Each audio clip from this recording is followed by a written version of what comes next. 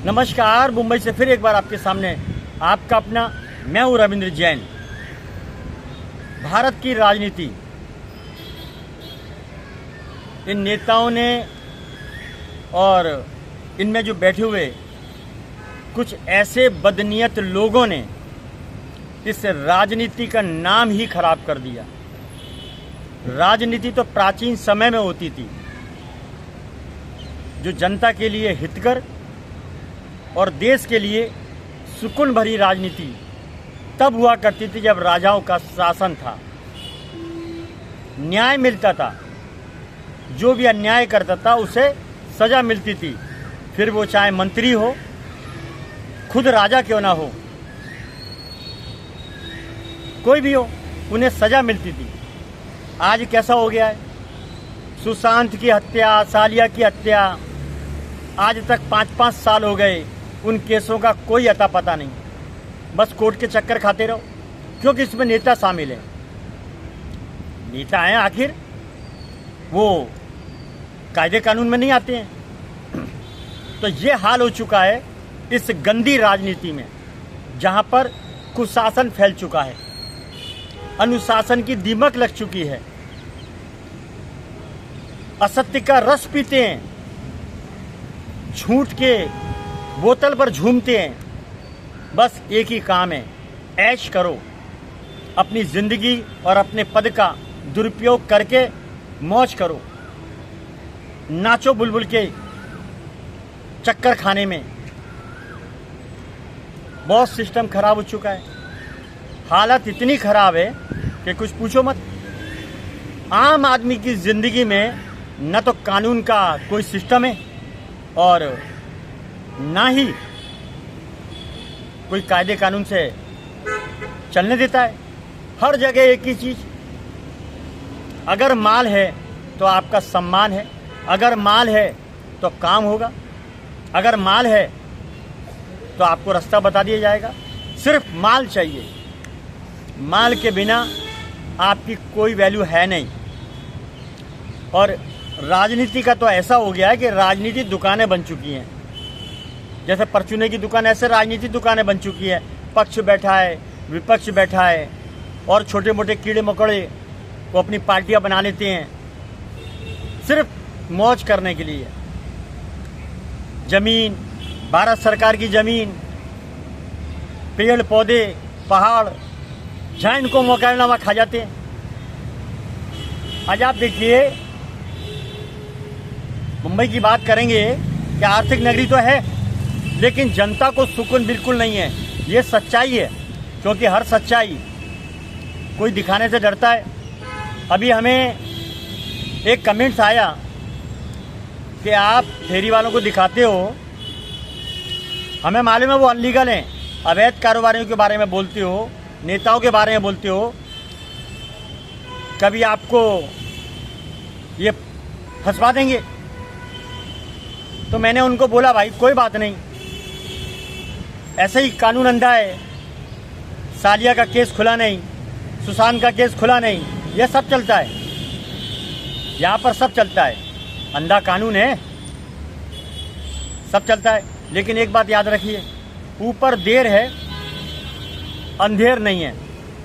इसीलिए मैं देवेंद्र फडणवीस से भी विनती करता हूँ, और मुंबई हाई कोर्ट से भी मैंने बार बार ये विनती की है कि पूरे बम्बई के अंदर, चलिए बहुत बड़े महाराष्ट्र की बात हम बाद में करेंगे, पूरे बम्बई के अंदर एक महाराष्ट्र एक ऐसा शहर है, मुंबई महाराष्ट्र के अंदर, जो आर्थिक नगरी है।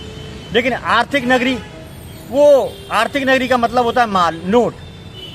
वो या तो नेताओं के पास है या डिपार्टमेंट के पास है, शासन प्रशासन के पास है माल, या फिर नेताओं के पास है। तो ये दो जने आर्थिक नगरी के माहौल में जीते हैं और मौज करते हैं।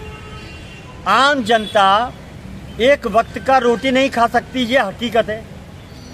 अच्छा, लोग जी नहीं पाते हैं यहाँ पर, ढंग से चल नहीं पाते हैं। चारों तरफ मुंबई को ड्रग्स माफियाओं ने घेर रखा है।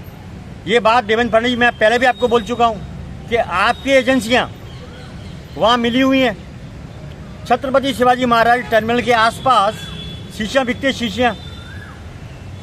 डीसीपी जोन ऑफिस पास में, बिल्कुल बाजू में।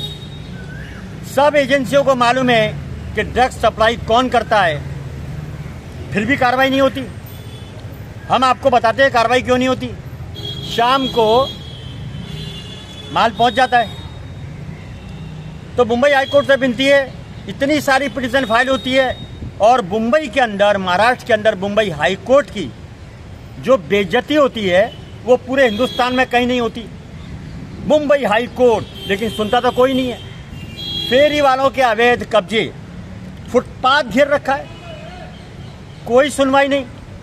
शासन प्रशासन 300 रुपये पर फेरी वाले लेके जाता है पूरे बम्बई में। अरे दक्षिण मुंबई की बात कर लो, कालवा देवी ले लो, भुलेश्वर ले लो, छत्रपति शिवाजी महाराज टर्मिनल ले लो, और जो पोस्ट ऑफिस है जिसको जीपीओ बोला जाता है, जीपीओ यानी भारत का सबसे बड़ा पोस्ट ऑफिस, वो पूरे फुटपाथ पर कब्जे हैं, फेरी वालों के कब्जे हैं। हमने ये सुना है कि फेरी वाले सरकार चलाते हैं, फेरी वाले कोर्ट चलाते हैं, फेरी वाले कानून चलाते हैं, इसीलिए तो हर जगह कब्जे हुए और कोर्ट की कोई सुनता ही नहीं है।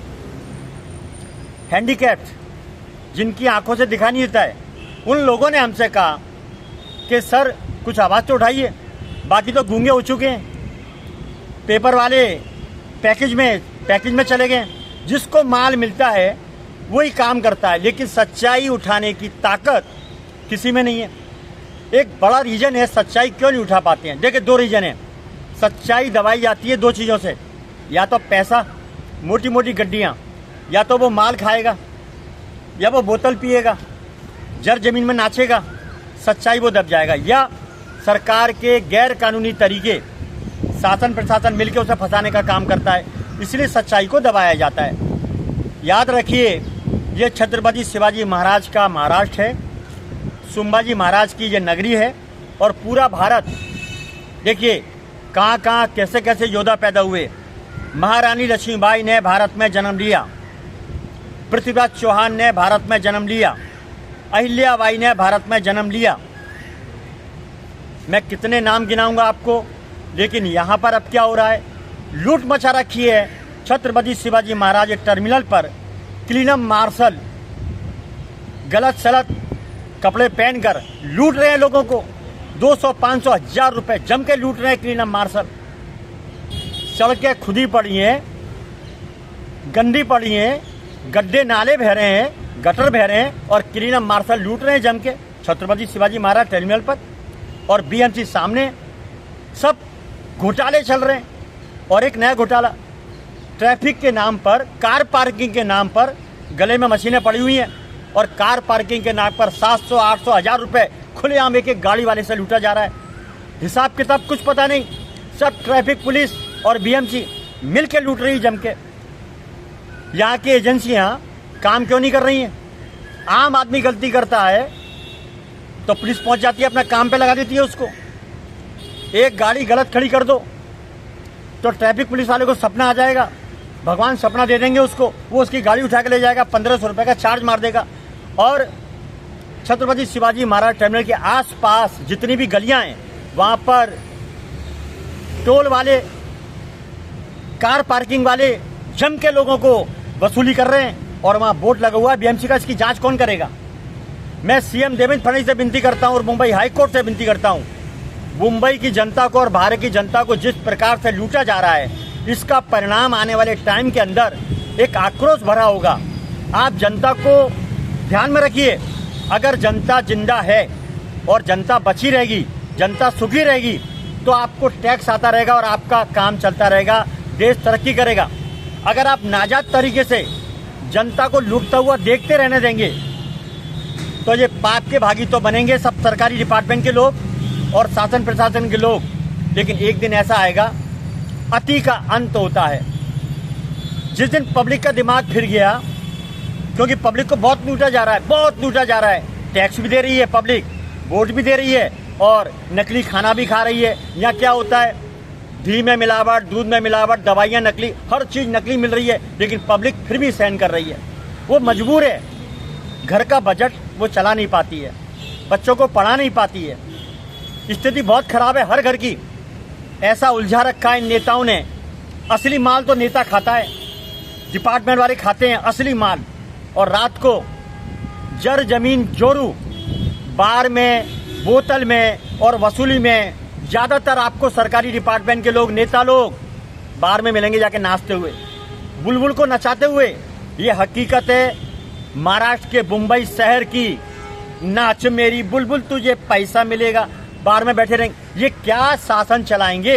ये तो लूट रहे हैं जनता को और इकट्ठे करके रोज का करोड़ों रुपए रोज पहुंचता है नीचे से ऊपर तक।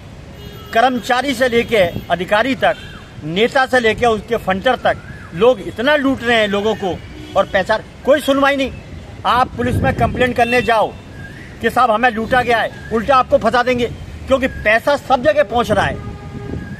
कोई गरीब की सुनवाई है नहीं, आम आदमी की सुनवाई है नहीं। और फिर कहा जाता है मुंबई मेरी जान, मुंबई आर्थिक नगरी, मुंबई धनवानों की नगरी, मुंबई गगनचुंबी इमारतों की नगरी। अरे शर्म करो। एक दिन ऐसा आएगा यहाँ से लोग खाली हो जाएंगे, फिर आप झूमते रहना, अकेले घूमते रहना। ऐसा मत करो, जनता को परेशान मत करो। मैं देवेंद्र फडणवीस से विनती करना चाहता हूँ, आप योगी स्टाइल में आइए और ठोकना शुरू करिए। तारीख नहीं, फैसला यमराज को पहुंचाइए। शासन में बैठे हुए लोग हों, कर्मचारी हो, डिपार्टमेंट का हो, जो गलत करता है उसे आप ठोकिए, योगी स्टाइल में ठोकिए और जनता को सुकून दीजिए। देखिए महाराष्ट्र का, ये तो एक शहर छोटा है, महाराष्ट्र सबसे बड़ा शहर है प्रांत यूपी। 52 जिलों का एक शहर यूपी उत्तर प्रदेश, जहाँ पर गुंडे पैदा होते थे। जैसे परचूने की दुकान में दाल चावल चीनी बिकता है, तो उत्तर प्रदेश में भगवाधारी ने पूरी सफाई कर दी, लोगों को ठोक दिया, झन्नू पहुंचा दिया, कब्र खोद के गाड़ दिया और वहाँ पर शांति कर दी। तो महाराष्ट्र तो बहुत आर्थिक नगरी है, पैसा बहुत है।